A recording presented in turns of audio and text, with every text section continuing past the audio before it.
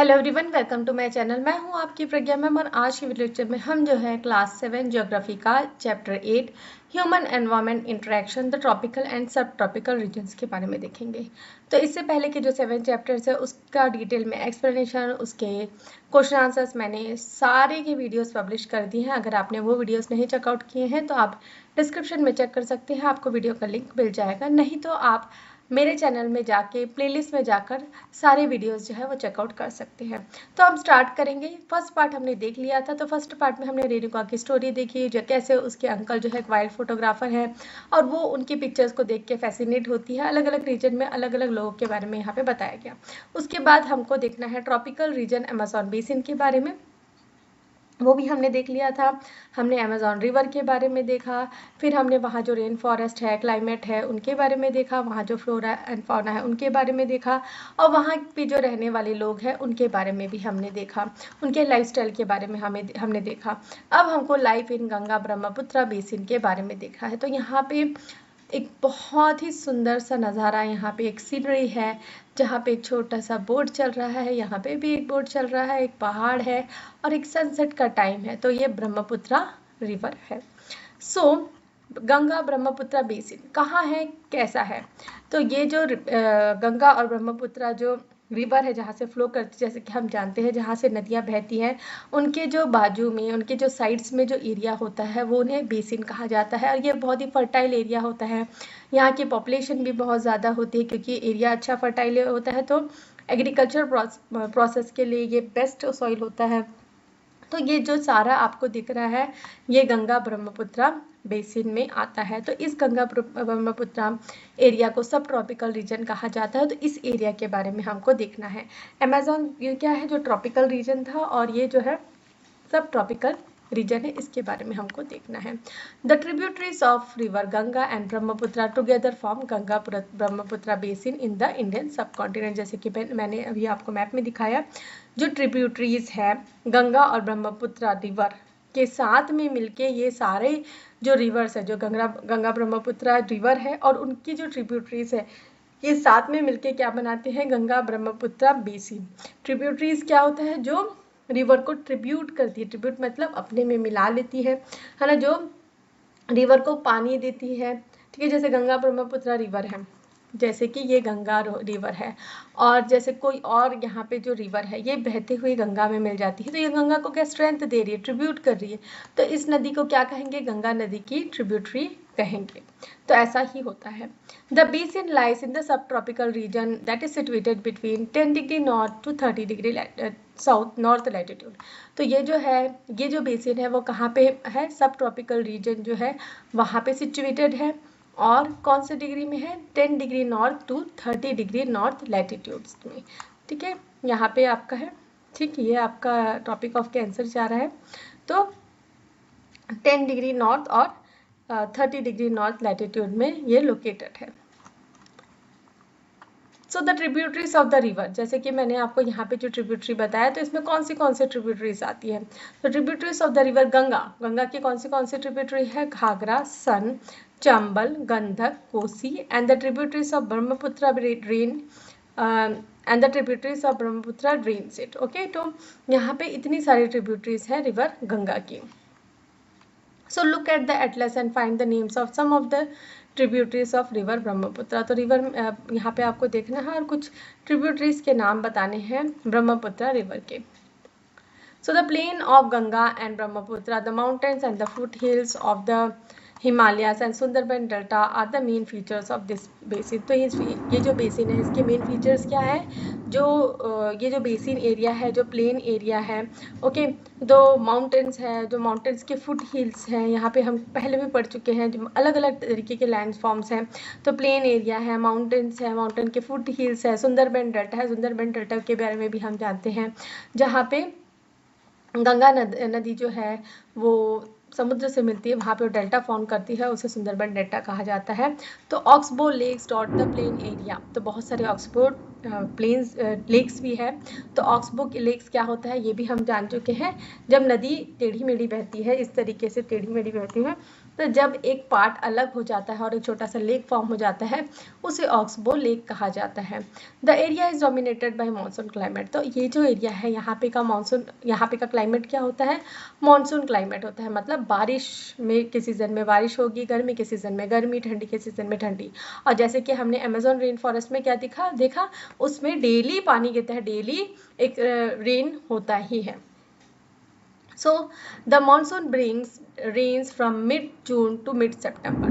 तो जो मानसून है, मानसून मतलब जब बारिश आती है, मानसून आता है, जैसे कि जो मानसून आता है तो मिड जून से लेके मिड सितंबर तक बारिश होती है। समर्स हॉट होते हैं और विंटर्स कोल्ड होते हैं। तो नॉर्मल जैसे हमारे इंडियन सब कॉन्टिनेंट में जो टेम्परेचर होता है वैसा ही होता है। तो river Brahmaputra is known by different names in different places. तो अलग अलग नामों से रिवर ब्रह्मपुत्र को जाना जाता है। नेपाल में अलग नाम से जाना जाता है, बांग्लादेश में अलग नामों से जाना जाता है। तो आपको ये बताना है कि रिवर ब्रह्मपुत्र को कहाँ कहाँ कौन से नामों से जाना जाता है। तो ये चीज़ें जो है आप कमेंट में ज़रूर बताएं कि आपको कितना नॉलेज है ब्रह्मपुत्र रिवर जो है उसको कहाँ कहाँ। मैं आपको बता रही हूँ क्वेश्चन, आपको बताना है ब्रह्मपुत्र रिवर जो है उसे बांग्लादेश में क्या कहा जाता है और नेपाल में क्या कहा जाता है, ये आपको बताना है। तो look at the map of India figure 8.8 and find out the states in which Ganga Brahmaputra basin like. तो आपको मैप में देखना है, बताना है कहाँ पे ब्रह्मपुत्र जो बेसिन है वो लाई करता है। तो कहाँ कहाँ पे आएगा, आपका बिहार एरिया में आएगा और उत्तर प्रदेश वाले एरिया में आएगा, कुछ राजस्थान वाले एरिया में भी आएगा, कुछ मध्य प्रदेश वाले एरिया में भी आएगा। ठीक है, तो इस तरीके से, और नेपाल, चाइना, भूटान ये वाले एरिया में भी ये आएगा। So the basin area place has varied topography. तो जो ये बेसिन एरिया है यहाँ पे अलग अलग टोपोग्राफी है। टोपोग्राफी का मतलब क्या होता है, अलग अलग लैंडफॉर्म से मीन प्ले, जैसे कि अभी हमने देखा प्लेन एरिया भी है, माउंटेन वाले एरिया भी है, माउंटेन के फुट हिल्स भी है, तो अलग अलग एरिया है। The environment place a dominant role in the distribution of population. तो जो यहाँ पे एनवायरमेंट है मतलब अगर आप माउंटेन्स वाले एरिया में जाएंगे तो क्लाइमेट क्या होता है, वहाँ पे ठंडा हो जाता है, तो वहाँ पे पॉपुलेशन कम होता है। जैसे कि हम जानते हैं जो प्लेन वाला एरिया होता है वहाँ पे पॉपुलेशन ज़्यादा होता है।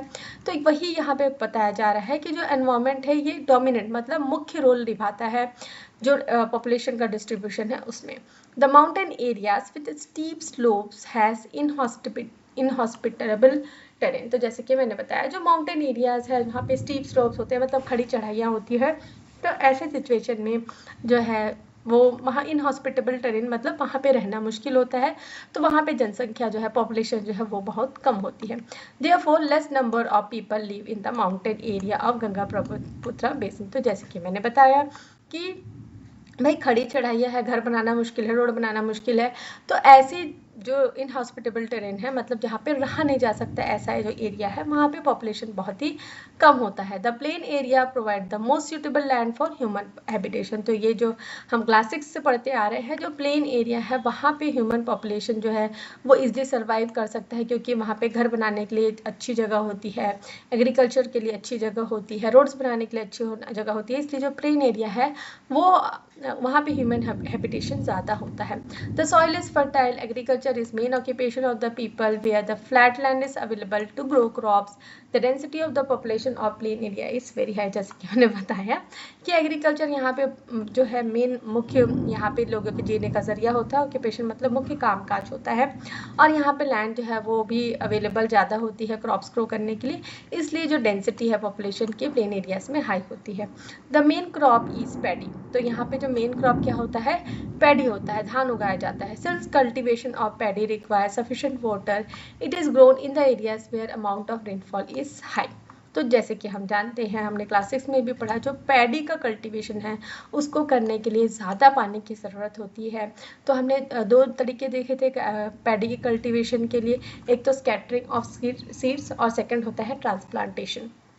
तो स्कैटरिंग ऑफ सीड्स जब हम करते हैं तो पानी की उतनी ज़्यादा ज़रूरत नहीं होती, और जब ट्रांसप्लांटेशन वाले प्रोसेस से पैडी उगाया जाता है तो उसमें ज़्यादा पानी की ज़रूरत होती है। ये सारी चीज़ें हम क्लास 6 में भी पढ़ के आए हैं। सो पॉपुलेशन डेंसिटी के बारे में यहाँ बात हो रही है। It means the number of person that live in 1 square kilometre of area. Example, the population density of Uttarakhand is 189, while the density of West Bengal is 1029, that of Bihar is 1102।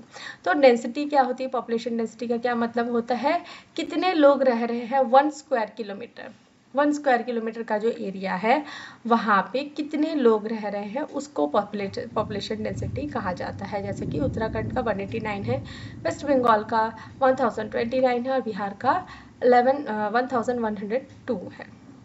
So wheat, maize, sorghum, gram, millets are other crops that are grown. तो paddy के साथ साथ कुछ अलग crops भी grow किया जाता है, जैसे कि गेहूं हो गया, मक्का हो गया, सॉरगम जो बाजरा हो गया, ग्राम्स हो गए, ग्राम मतलब जो चना हो गया, मिलेट्स हो गया, जैसे रागी वगैरह को मिलेट्स कहा जाता है। तो ये सारे क्रॉप्स भी यहाँ पे ग्रोन किए जाते हैं। और cash crops like sugarcane and jute are also grown. तो कैश क्रॉप भी उगाए जाते हैं। तो कैश क्रॉप का क्या मतलब होता है, ऐसे क्रॉप्स जो बेचने के पर्पज से उगाए जाते हैं, खाने के पर्पज से नहीं उगाए जाते हैं। जैसे कि शुगर केन हो गया, जूट हो गया।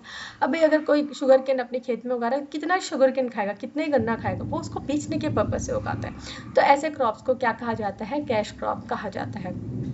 बनाना plantation are seen in some areas of the plain. तो कहीं कहीं पे बनाना जो केले के प्लांटेशन है वो भी किया जाता है। In West Bengal Assam tea is grown in plantation. तो वेस्ट बंगाल और आसाम वाले एरिया में क्या उगाया जाता है, टी, चाय उगाई जाती है, चाय का प्लांटेशन किया जाता है। Silk is produce through the cultivation of silk worm in the part of Bihar and Assam. तो सिल्क भी प्रोड्यूस किया जाता है। सिल्क जो है, सिल्क के कीड़े होते हैं, सिल्क वॉर्म होते हैं, उससे बनाया जाता है। जैसे कि मैं चापा में रहती हूँ, तो चापा वाले एरिया में भी जो है ये ऐसे बनाया जाता है, जिसे कोसा सिल्क कहा जाता है। और यहाँ पे दूसरे तरीके के सिल्क वॉर्म कीड़े होंगे, उनसे जो है सिल्क प्रोड्यूस किया जाता है और बिहार और असम वाले एरिया में इन्हें बनाया जाता है। In mountains and hills where the slopes are gentle crops are grown on terrace. और जो है जहाँ माउंटेन्स और हिल्स में जहाँ पे स्लोप्स जेंटल है, बहुत ज़्यादा खड़ी चढ़ाइयाँ नहीं है, मतलब इस तरीके की है।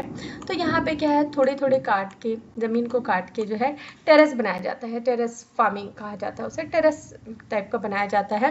वहाँ पे क्रॉप्स उगाए जाते हैं। The vegetation cover of the area varies according to the type of landforms. तो वेजिटेशन कवर जैसे जैसे लैंडफॉर्म्स है उसके हिसाब से वेजिटेशन कवर जो है वेरी करता है। सो in the Ganga Brahmaputra plain, tropical deciduous trees grow along with teak, sal, peepal. Thick bamboo groups are common in Brahmaputra plain. तो यहाँ पे गंगा ब्रह्मपुत्र जो एरिया है वहाँ पे ट्रॉपिकल डेसीडियस ट्रीज जो है वो ग्रो होते हैं। और इसमें कौन से ट्रीज आते हैं आपके, टीक हो गया, साल हो गया और पीपल के। और कहीं कहीं पे जो ब्रह्मपुत्र प्लेन है वहाँ पे थिक बाम्बू ग्रूव्स, जो बाम्बू का जो घना जंगल सा होता है उसे ग्रूव्स कहा जाता है। तो थिक बाम्बू ग्रूव्स भी यहाँ पे कॉमन है ब्रह्मपुत्र प्लेन में। तो यहाँ पे दो पिक्चर्स दिए गए हैं, एक पैडी कल्टीवेशन का है और एक टी गार्डन जो है आसाम में वहाँ का है। The delta area is covered with mangrove tree. तो डेल्टा एरिया जो है वहाँ पे मैंग्रोव ट्री, मैंगो का नहीं, मैंग्रोव फॉरेस्ट मिलते हैं जिसमें मैंग्रोव ट्रीज होते हैं। तो ये इस तरीके के पेड़ होते हैं जिनके जड़ जो है ऊपर के ओर आए हुए होते हैं। तो इस तरीके के पेड़ यहाँ पे होते हैं। In the part of Uttarakhand, Sikkim and Arunachal Pradesh, coniferous trees like pine, deodar and fir can be seen because the climate is cool and the slopes are steep. तो जो पार्ट्स है, मतलब जो पहाड़ी वाले एरिया है, जैसे कि उत्तराखंड हो गया, सिक्किम हो गया और अरुणाचल प्रदेश हो गया, यहाँ पे कॉनिफरस ट्रीज भी पाए जाते हैं। जैसे कि हम प्रीवियस चैप्टर्स में देख चुके हैं कॉनिफरस ट्रीज क्या होते हैं। जो ठंडे वाले एरिया होते हैं वहाँ पे कॉनिफरस ट्रीज पाए जाते हैं। तो इसमें कौन सी वैरायटी आती है आपकी, पाइन हो गया, देवदार हो गया और फिर के पेड़ हो गए। तो ये ऐसे एरियाज में पाए जाते हैं क्योंकि यहाँ पे का एरिया ठंडा है और यहाँ पे की स्लोप्स जो है वो स्टीप है, खड़ी चढ़ाइयाँ हैं। There is a variety of wildlife in the basis. और जो वाइल्ड लाइफ है, जो फौना है, वो भी काफ़ी हद तक बहुत सारी वेराइटीज़ हैं। So elephant, tigers, deers and monkey are common. The one horned rhinoceros is found in Brahmaputra basin. Assam वाले एरिया में पाया जाता है राइनोसरस, दरियाई गेंडा। इन द डेल्टा एरिया, और जो डेल्टा एरिया है वहाँ पे बंगाल टाइगर, क्रोकोडाइल्स, एलिगेटर्स ये सारे फाउंड होते हैं। तो मगरमच्छ, ठीक है, मगरमच्छ और एलिगेटर्स, ठीक है, ये यहाँ पे पाए जाते हैं। Aquatic life abounds in the fresh water, the lakes and the Bay of Bengal Sea। तो यहाँ पे एक्वेटिक लाइफ भी बहुत ज़्यादा है, बहुत अलग अलग तरीके से यहाँ पे मछलियाँ मिलती हैं और अलग अलग तरीके से यहाँ पे जो एक्वेटिक एनिमल्स हैं वो पाए जाते हैं। The most popular varieties of fish तो बहुत सारी वेराइटीज़ यहाँ पे पॉपुलर है, उसमें से कुछ वेराइटी दी है, रोहू, कटला, हिसला, ठीक है। And fish and rice is the staple diet of the people living in the area. और यहाँ के लोग जो है मछली और राइस ज़्यादा खाते हैं। तो ये जो एक पिक्चर दी गई है टेरेस फार्मिंग की आपको। The terrace are built on the steep slopes to create flat surface on which crops are grown.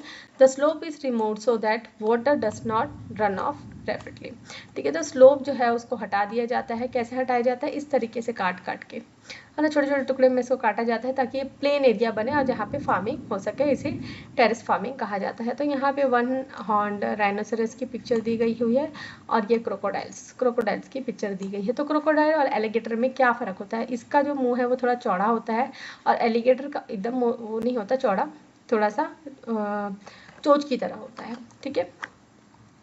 और एक लेक के बारे में हमको जानना है, सोर्स ऑफ लाइवलीहुड, एक केस स्टडी है।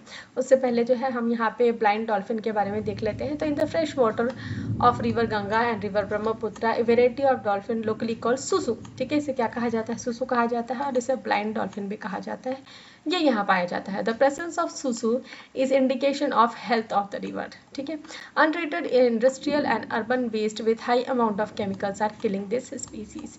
तो जहाँ पे पानी सही नहीं होता, जहाँ पे ज़्यादा इंडस्ट्रियल वेस्ट होता है, अर्बन वेस्ट होता है, वहाँ पे ये जो जानवर है वो ख़त्म होने के कगार में है। तो ये फ्रेश वाटर में पाया जाता है। तो ये एक इंडिकेशन है कि वहाँ का पानी साफ है कि नहीं है। तो यहाँ पे हमको एक केस स्टडी देखना है। तो विनोद, ठीक है, जैसे कि जो कैलकाटा वाला जो एरिया है, जो वेस्ट बंगाल वाला एरिया है, वहाँ पे वी को बी कहा जाता है। तो जैसे कि हमारे तरफ का अगर किसी का नाम है तो विनोद कहा जाएगा, लेकिन यहाँ पे विनोद, ठीक है। Vinod is a fisherman living in Matwali Maun village of Bihar. तो ये एक फिशरमैन है जो मतवाली मॉन विलेज है बिहार का, वहाँ पे रहता है। He is a happy man, ठीक है, टुडे। तो ये एकदम खुश है आज की डेट में। With the efforts of fellow fisherman Ravindra, Kishore, Rajeev, others, they clean the Maun और the oxbow lake to cultivate the variety of fish. तो उन्होंने क्या किया है, एक ऑक्सबो लेक है जिसका क्या नाम है, मॉन, ठीक है, मॉन करके एक लेक है, उसको उन्होंने साफ सुथरा किया और वहाँ पे मछली पालन का उन्होंने काम किया। द लोकल वीड, ठीक है, जो लोकल वीड वहाँ पे होता है जो तालाब वगैरह में, क्या नाम है उसका, वेलिनेरिया, ठीक है, vallisneria hydra, that grows in the lake is a food of the fish, ठीक है, ये मछलियों का फूड होता है। The land around the lake is fertile. तो यहाँ पे जो आसपास का जो ज़मीन है जो लेक के पास में वो फर्टाइल है। तो ही सोस क्रॉप सच एज पैडी, मेज and pulses in this field. तो ये यहाँ पे क्या करते हैं, जो लैंड जो फर्टाइल है वहाँ पे क्या उगाते हैं, पैडी, मेज और पल्सेस उगा देते हैं। Buffalo is use to plough the field. तो मिट्टी को जो खोदने के लिए, प्लॉ करने के लिए बफेलोज का यूज़ किया जाता है। The community is satisfied there is enough fish catch from the river, enough fish to eat and enough fish to sell in the market. तो जो कम्युनिटी वहाँ पे रहती है वो भी बहुत खुश है क्योंकि मछली उनको पर्याप्त मात्रा में मिल रही है खाने के लिए भी और मार्केट में बेचने के लिए भी।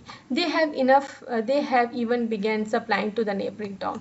और साथ ही साथ अपने टाउन में तो बेच ही रहे हैं, दूसरे नेबरिंग टाउन में भी वो सप्लाई करना चालू कर दिया उन्होंने। The community is living in harmony with nature as long as the pollutant from the nearby towns do not find their way into the lake water, the fish cultivation will not face any threat। तो यहाँ पे वो बता रहे हैं कि वो बहुत खुशली और हैप्पली, मतलब अच्छे से वहाँ पे रह रहे हैं, उनका जो लेक है वो भी बढ़िया से है। लेकिन ये तब तक है जब तक अगर जो पास के जो शहर है वहाँ से अगर कोई पॉल्यूटेंट जो है वो अगर अपना रास्ता बना के, जैसे कि बारिश के समय में हो गया, कोई रास्ता बना के अगर उनके टाउन के जो उनका जो गाँव का जो लेक है जहाँ पे वो मछली पालन कर रहे हैं वहाँ पे वो ना पहुँच जाए, अगर वो पहुँच जाएंगे तो पूरा तहस महस हो जाएगा। तो जैसे ये आप एक पॉल्यूटेड लेक देख रहे हैं, तो क्या है यहाँ पे पूरा घास जो पानी में उगने वाला जो घास है वो यहाँ पे उगा हुआ है। To accelerate the effect to achieve universal sanitation coverage and to put forth on sanitization, the prime minister launch Swachh Bharat mission on 2 अक्टूबर 2014। तो स्वच्छ भारत मिशन के बारे में आप सबको पता है, जो 2 अक्टूबर को मनाया जाता है, तो 2014 अक्टूबर 2014 में इसे लॉन्च किया गया है ताकि साफ सफाई रखें हम अपने आसपास के एरिया में। तो Ganga Brahmaputra plain has several big towns and cities. तो ये जो है बहुत ही पुराने पुराने जो टाउन्स और सिटीज़ हैं वो इस नदी के किनारे बसे हुए हैं। कहीं ना कहीं आपने नाम सुना ही होगा, तो जैसे कि वाराणसी, जिसे पहले बनारस कहा जाता था। तो यहाँ पिक्चर दी गई है हुई है वाराणसी, जो रिवर गंगा के किनारे है। बहुत ही धार्मिक जगह, यहीं से ही पिक्चर से ही आप देख सकते हैं लोग जो है गंगा माँ के दर्शन करने के लिए आते हैं। काफ़ी सारे अच्छे अच्छे मंदिर हैं, आप नाव में सैर भी कर सकते हैं। तो बहुत ही पवित्र स्थान है वाराणसी। तो ऐसे ही काफ़ी सारे सिटीज़ जो हैं वो गंगा और ब्रह्मपुत्र नदी के किनारे बसे हुए हैं। जैसे कि आपका इलाहाबाद हो गया, कानपुर हो गया। इलाहाबाद जहाँ पे अभी कुंभ का मेला लगा था, जिसे अभी प्रयागराज कहा जाता है। कानपुर, वाराणसी, लखनऊ, पटना, कोलकाता, तो ये सारे जो सिटीज़ हैं, मेन सिटीज़ जो हैं नदी के किनारे बसे हुए हैं। All with the population of more than 10 lakhs are located along the river Ganga. तो इनकी पॉपुलेशन कितनी है? 10 लाख से ऊपर है ये जो सिटीज़ हैं, और ये गंगा नदी के किनारे बसे हुए हैं। The waste water from these towns and industries are discharged into the water। लेकिन सबसे बुरी बात क्या है, जो भी वेस्ट वाटर है इन टाउन से वो कहाँ आ जाता है? इन नदियों में डिस्चार्ज कर दिया जाता है। This lead to the pollution of the river. तो इससे क्या है? रिवर का पॉल्यूशन होता है। ऑल द 4 ways ऑफ transport are well developed in Ganga Brahmaputra basin. तो चारों जो ट्रांसपोर्ट है, जो हम इससे प्रीवियस वाले जो चैप्टर में हमने पढ़ा था, रोडवेज हो गया, रेलवेज हो गया, वाटरवेज हो गया, एयरवेज हो गया, तो ये चारों मोड ऑफ ट्रांसपोर्ट जो है यहाँ पे बहुत अच्छे से डेवलप है गंगा ब्रह्मपुत्र बेसिन में। In the plain area, roadways, railway transport the people from one place to another. Waterways is an effective means of transport, particularly along the river. Kolkata is important port on river Hooghly. The plain area is also has number of airports. So Hooghly river है, ठीक है, जहाँ पे कोलकाता का important port है, ये बंदरगाह है। वाटरवेज जो है इफेक्टिव मीन्स ऑफ ट्रांसपोर्ट है, रिवर के किनारे किनारे हम रिवर से हम जा सकते हैं। तो चारों जो मोड्स है ट्रांसपोर्ट के वो यहाँ पे अच्छे हैं। तो tourism is important activity, another important activity in this area. तो जैसे कि हम जान रहे हैं कि जब पुराने जो एंशियंट सिविलाइजेशन के टाइम से ये जो एरिया है ये मेन एरिया रहा है। राजा, हमने हिस्ट्री में भी पढ़ा है, जो प्रयागराज है, प्रयागराज है, पाटलिपुत्र है, ये सारे एरियाज यहीं पे ही हुआ करते थे। तो यहीं पे ही ज़्यादातर राजा महाराजाओं का कब्जा हुआ करता था। तो ये हम ओल्ड टाइम से ही जान रहे हैं। जैसे कि मुगलों के टाइम में ताजमहल बनाया गया, तो ये भी जो है रिवर यमुना, ठीक है, जो एक ट्रिब्यूटरी है गंगा रिवर की, तो ये भी यमुना रिवर के किनारे आगरा में बनाया गया।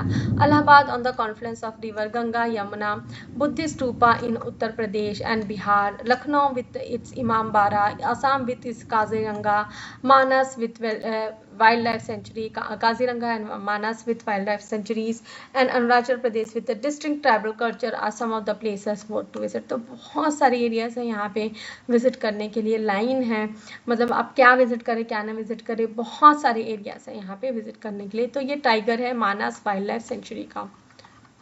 तो यहाँ पे ये चैप्टर हमारा खत्म होता है। मैं आशा करती हूँ कि आपको ये चैप्टर समझ में आया होगा। अगर चैप्टर समझ में आया है तो वीडियो को लाइक शेयर करें, कमेंट करके बताएं कि आपको वीडियो कैसा लगा।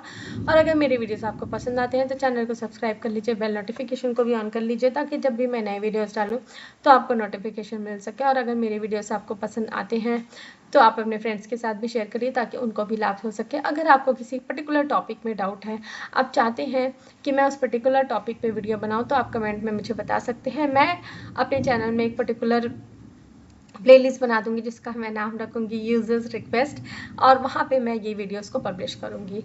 तो मैं आशा करती हूँ कि आप सब मेरे वीडियो से खुश हैं। तो इसके साथ थैंक्स फॉर